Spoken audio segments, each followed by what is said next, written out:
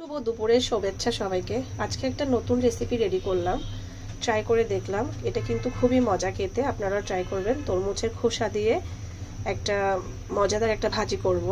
এভাবে আমি পাতলা পাতলা করে কেটে নিলাম। তারপর নিয়ে নিব রসুন কুচি, পেঁয়াজ কুচি, শুকনো মরিচ, ধনেপাতা, টমেটো। তাহলে চলুন দেখা যাক কিভাবে আমি রেসিপিটা রেডি করি। আমি এখন একটা প্যানে অল্প পরিমাণ তেল দিয়ে দিব। তেলটা গরম হয়ে আসলে দিয়ে দিব পেঁয়াজ কুচি, রসুন কুচি। এখন এটাকে আমি ভালো করে লালচে করে ভেজে নিব।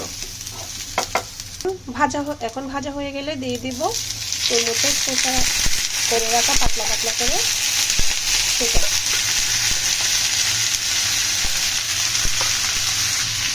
ভালো করে নেড়ে চেড়ে একটু কষিয়ে নিতে হবে যাতে এটা একটু গরম হয়ে আসে। এখন দিয়ে দিব শুকনো মরিচ, টমেটো,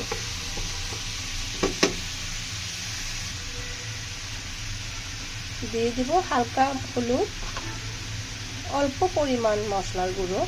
আমি মশলার গুঁড়ো কমই ইউজ করি যেহেতু ভাজিতে মশলার গুঁড়ো ভালো লাগে না। দিয়ে দিব পরিমাণ মতো লবণ।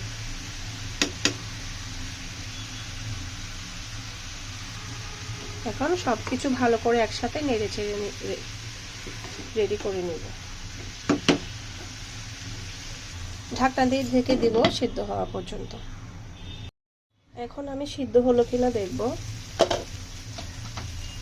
এভাবে যখন মাখা মাখা হয়ে আসবে দেন আমার ভাজিটা রেডি হয়ে গেল।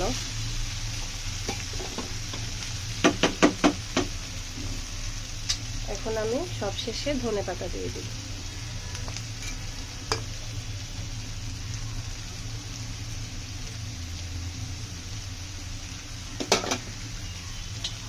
সবশেষে আমার ভাজিটা রেডি হয়ে গেল। চাইলে আপনারাও ট্রাই করে দেখতে পারেন।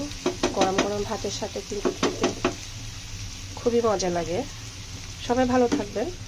আমার রেসিপিটা কেমন লাগলো সবাই জানাবেন। আসসালামু আলাইকুম।